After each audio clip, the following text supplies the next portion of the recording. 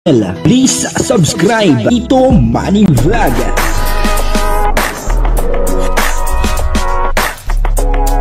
Payagan po si Tito Manny Vlog na mag-reactor para pambiling gamot sa kanya pong karamdaman. Wala man siyang records ng ng awayan. Isang napakagandang dalaga, na beneficiary ng Kalingap, ang na-inlove sa isang tao may asawa. At ito delikadong buntis pa. Papanoorin po natin yung video at siyempre bibigyan po natin ng konting reaction.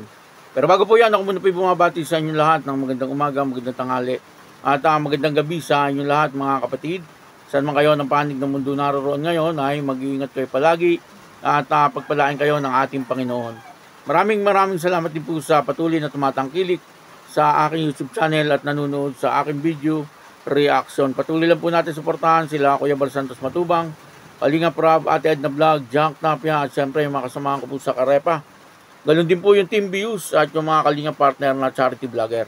Ito po yung video na kung saan ay may isang magandang dalaga na beneficiary ng Kalingap at talaga nga namang na-inlove sa isang may asawang tao. Ang kabuuan po ng video ito yung mga panood po natin sa YouTube channel ni Bal Santos Matubang. Pasensya na po kayo, medyo maingay at lakas po ng ulan dito sa amin. Ito po yung video. Ano yun? Kasal ka, di ka may kasal dito.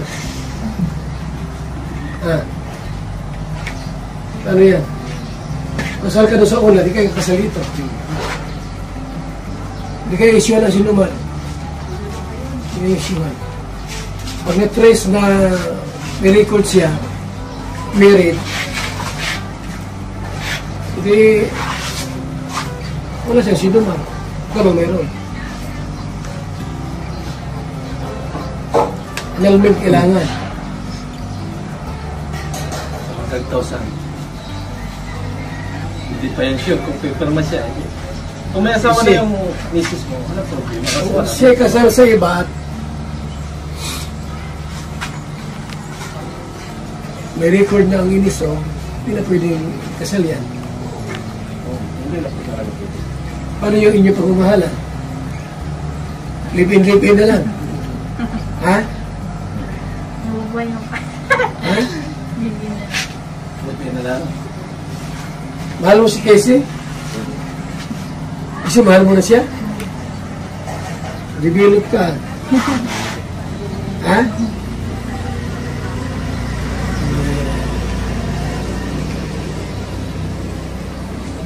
Saan na natulog?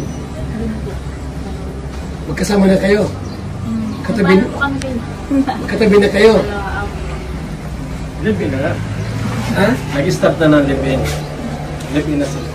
Ano trabaho ni Jigs? Ano trabaho? Wala pa po nga. Hindi nga po, naghahanap po. Baka po sa mga sila po yung maghanap ng trabaho.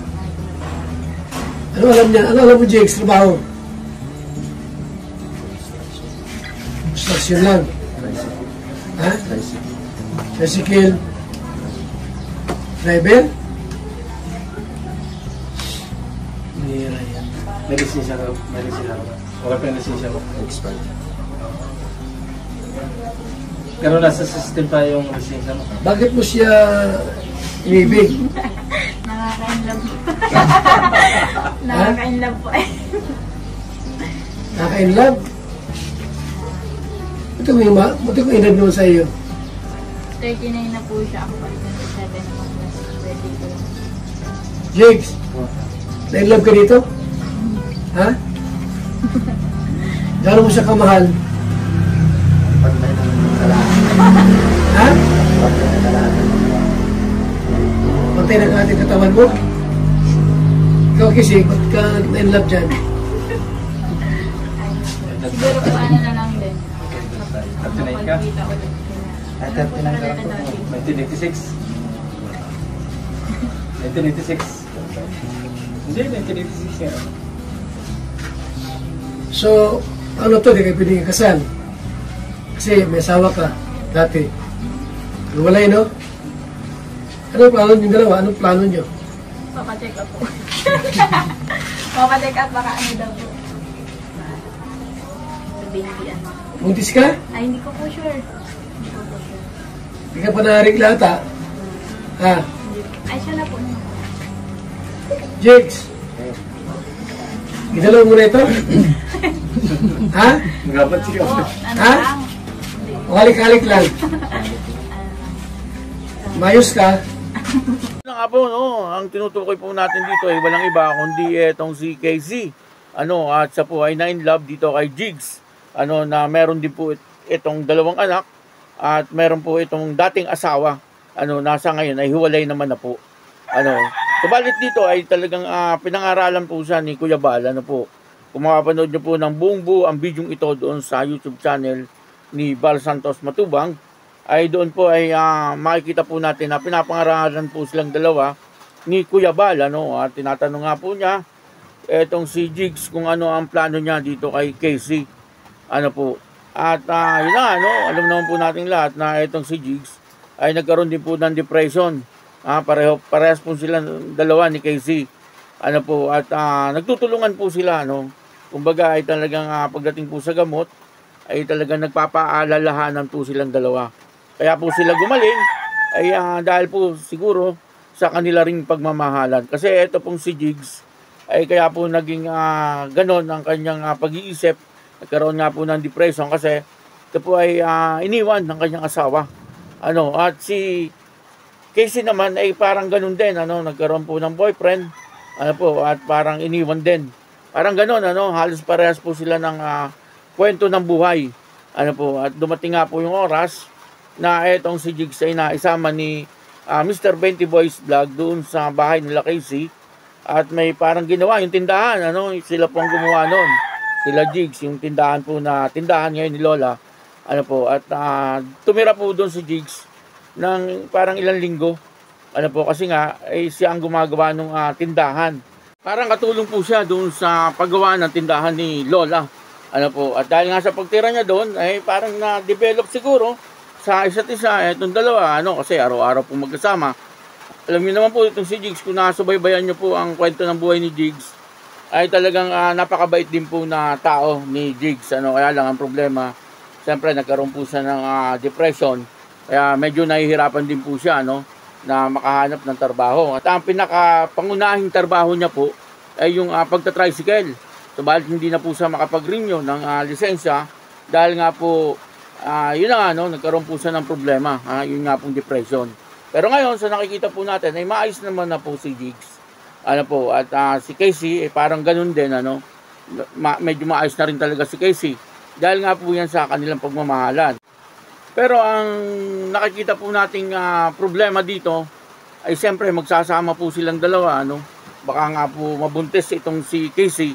Kagaya po ng sinabi ni Kuya Bal ay hindi po pwedeng magpakasal.